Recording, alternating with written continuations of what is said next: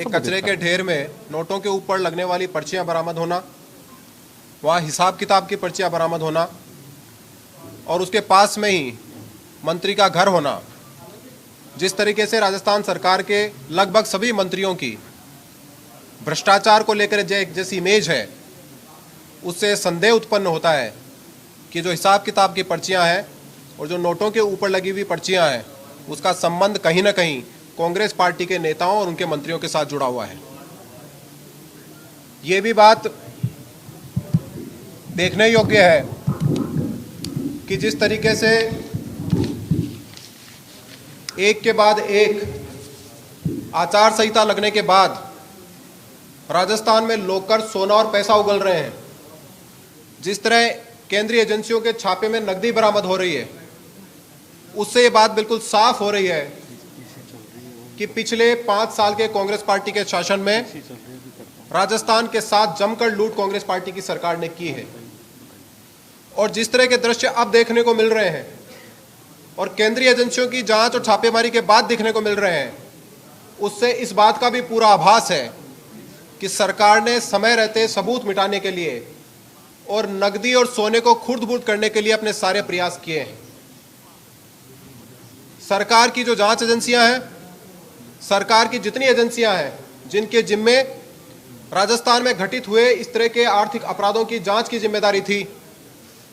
उन सारी एजेंसियों ने सरकार के मुखिया और सरकार के दबाव में ठीक से काम नहीं किया। आज इस बात का पता चल रहा है। जिस तरीके से पेपर लीक हुए और पेपर लीक होने के बाद इनके अभियुक्त तो बचे ही बचे, साथ में इनके खिलाफ कोई ठोस कार्रवाई राज्य सरकार की एजेंसियों ने जानबूझकर नहीं की।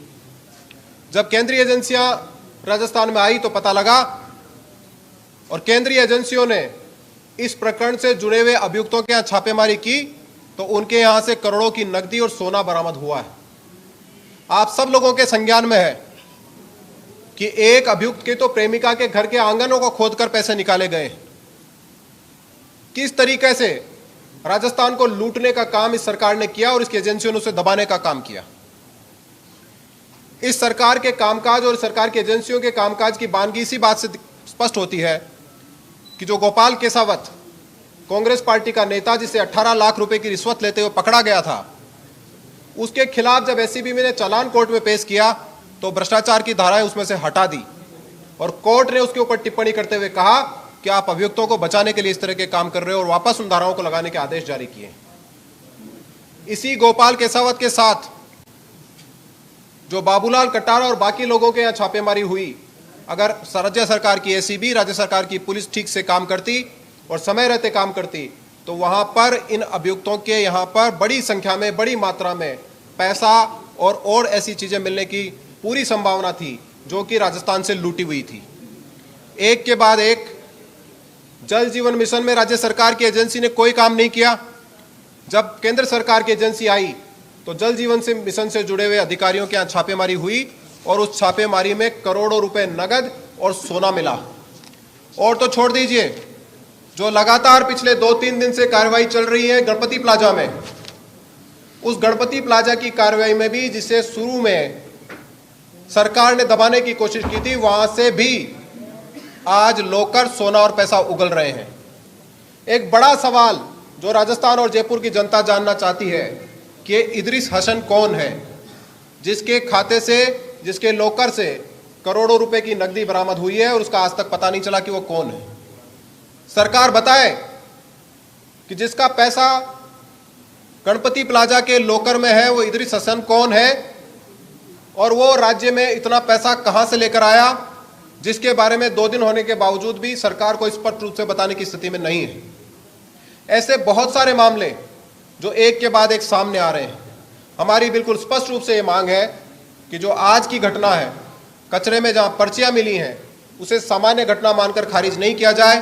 क्योंकि वहां पास में राज्य सरकार की एक मंत्री का घर है और राजस्थान की सरकार के सारे मंत्रियों का भ्रष्टाचार को लेकर कैरेक्टर खराब है। इसलिए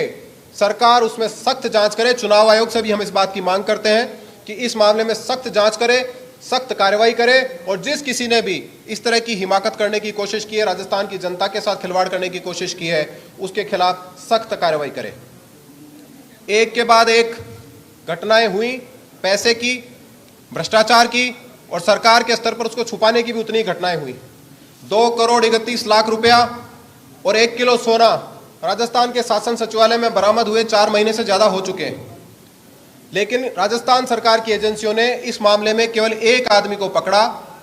क्या सरकार ये बता सकती है कि एक अदना सा कर्मचारी इतना सारा रुपया और सोना सरकारी ऑफिस में कैसे रख सकता है और कितने दिनों तक रख सकता है? हमारा स्पष्ट आरोप है कि इन सारे प्रकरणों में जिनमें नकदी बरामद हो रही है, सोना बरामद हो रहा है, आर्थिक अपराध हो रहे हैं, उसमें सरकार की मिलीभगत है, कांग्रेस पार्टी की मिलीभगत है। मुझे इतना ही कहना था।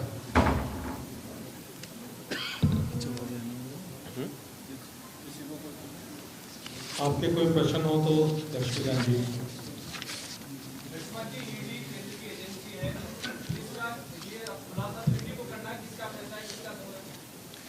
देखिए, ईडी तो जब राजस्थान में एफआईआर दर्ज हो गई उसके बाद यहां पर आई है, लेकिन प्राइमा फेसी जिम्मेदारी, पहली बात कि ये पैसा राजस्थान में कहां से आया, ये पैसा किसका था, इस पैसे को किस काम में लिया जाना था, ये राज्य सरकार की और राज्य सरकार की एजेंसियों का काम था। जब राज्य सरकार की एजेंसी तो उसको पकड़ ही नहीं पाई, तो ईडी ने अपने छापे में पकड़ा है, लेकिन यह स्पष्ट रूप से सरकार का फेल्योर है कि उसके राज्य में इस तरह की अपराध की घटनाएं हुई और उसको पता भी नहीं चल रहा।